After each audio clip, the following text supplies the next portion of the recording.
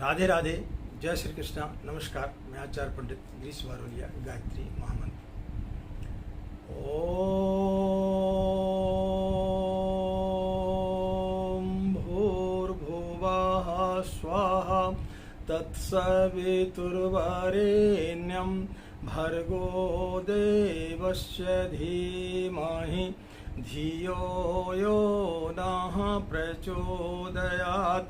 अखण्डमण्डलाकारं व्याप्तं येन चराचरं तत्पदं दर्शितं येन तस्मै श्रीगुरुवे नमः।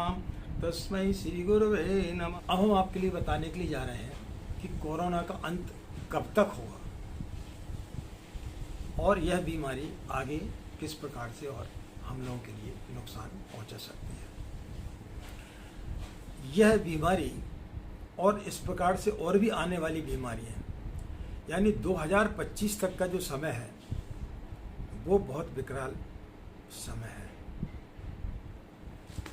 2021 में कोरोना की जो रफ्तार जो अभी चल रही है यह और बढ़ेगी। सितंबर के पश्चात में थोड़ी सी इसमें आपको गिरावट देखने को मिलेगी। 2022 में भी इसका प्रकोप रहेगा। हो सकता है कि उस समय तीसरी वेव भी इसकी आ जाए, जिससे किसी प्रकार का कोई इनकार नहीं किया जा सकता है कि इसकी तीसरी वेव नहीं आएगी। तीसरी वेव भी इसकी आएगी। और इसी बीच में 2026 के बीच में और भी कई प्रकार के प्रकोप आएंगे। आंधी, तूफान, महामारियाँ और भी प्रकार की इस प्रकार की ऐसी बीमारियाँ आएंगी जिनके बारे में कभी किसी डॉक्टर्स ने, वैज्ञानिक ने या हम लोगों ने कभी जीवन में, जिस प्रकार से कोविड-19 के बारे में कभी किसी ने नहीं सोचा था कि इस प्रकार का भी कोई वायरस हो सकता है, इस प्रकार का एकाध कोई वायरस भी आ सकता है। तो हमें अपने आप को सतर्क रहना चाहिए। परम पूज्य गुरुदेव ने 1985 में यह चीज़ पहले ही डिक्लेयर कर दी थी अपने प्रवचन में कि इस प्रकार की महामारी आने वाली है, क्योंकि उन्होंने जो अवतार लिया है वो धर्म संस्थापनार्थाय के लिए। जब जब ईश्वर जन्म लेता है या जब जब प्रकृति में परिवर्तन आते हैं तो एक तरफ विध्वंस होता है।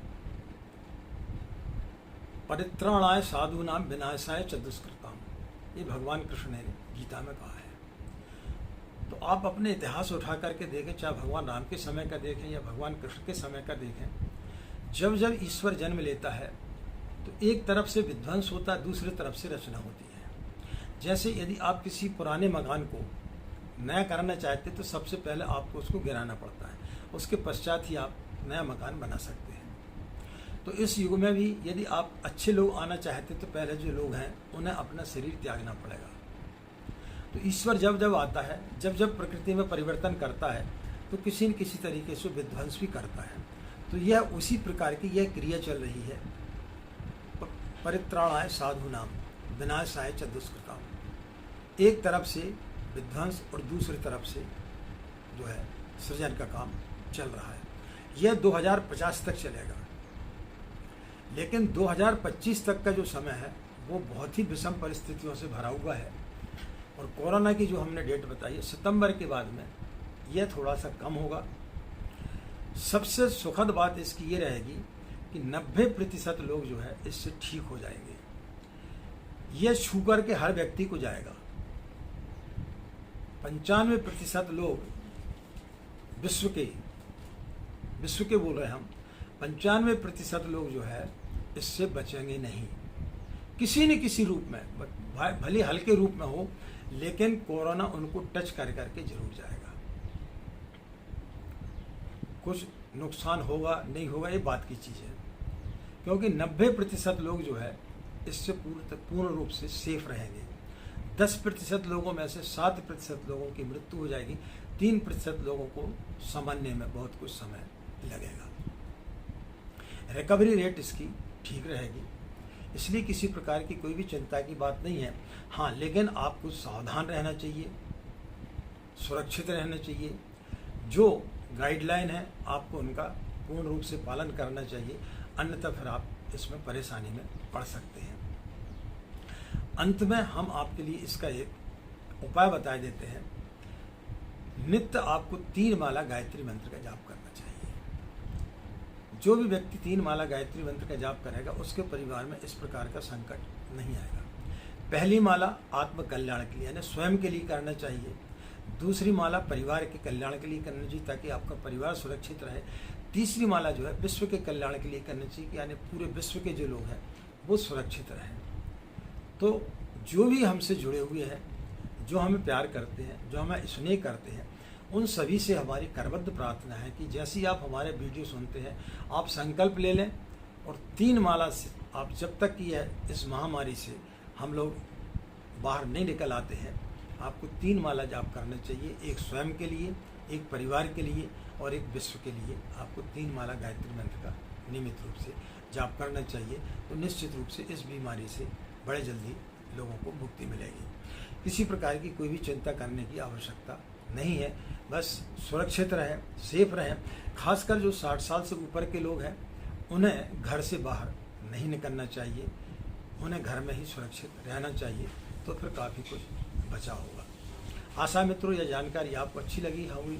इसके पहले भी हमने कई भविष्यवाणी की हैं, कई तो नहीं कह सकते लेकिन हाँ जितनी भी की हैं वो 100% सही निकली है, क्योंकि इसके पहले भी हम बता चुके हैं कि हम जो भी भविष्यवाणी करते हैं वो जो हमें गुरुदेव प्रेरणा देते हैं उस आधार पर करते हैं, ना हम किसी की कुंडली के आधार पर करते हैं और ना ही किसी गणनाओं के आधार पर करते हैं। जो ईश्वरीय शक्ति हमें दिखाती हैं उस आधार पर हम करते हैं। तो जो हमें ईश्वरीय शक्तियों ने दिखाया, जो पूज्य गुरुदेव ने हमें प्रेरणा दी, उस आधार पर हमने यह भविष्यवाणी की है और यह भविष्यवाणी 100% सत्य निकलेगी। इसमें किसी प्रकार का कोई भी संदेह आप लोगों को नहीं करना चाहिए। सितंबर के पश्चात आपको इसमें थोड़ी सी राहत महसूस होना प्रारंभ होगी।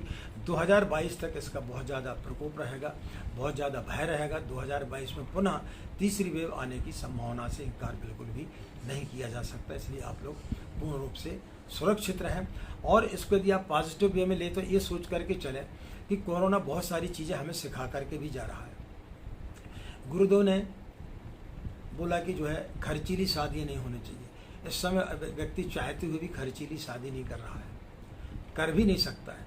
मृतक भोज नहीं होने चाहिए, ऐसी स्थिति में लोग मृतक भोज भी नहीं कर पा रहे हैं, क्योंकि आप जो है 10 आदमी 15 आदमी से ज़्यादा जा नहीं सकते, लोगों को बुला नहीं सकते। शादी में आप जो है 100-150 लोगों से ज़्यादा जा नहीं सकते। वायु प्रदूषण दूर हो गया है, नदियों में जो प्रदूषण था, नदियों का जो पानी पूरा गंदा हो गया था वो ठीक हो गया है। तो इसके चलते कई प्रकार की हमें अच्छाइयाँ भी प्राप्त हो रही हैं, लोगों का स्वास्थ्य भी ठीक हो रहा है। जो लोग कभी योगा नहीं करते थे वो लोग योगा का सहारा ले रहे हैं। तो बहुत सारी चीज़ें हमें यह कोरोना सिखा कर भी जा रहा है, बहुत सारी चीज़ें हमें दे कर के भी जा रहा है। यदि छीन रहा है तो बहुत सारी चीज़ें हमें दे कर के भी जा रहा है। तो आशा मित्रों आप लोग सुरक्षित रहेंगे, ऐसी हम कामना करते हैं।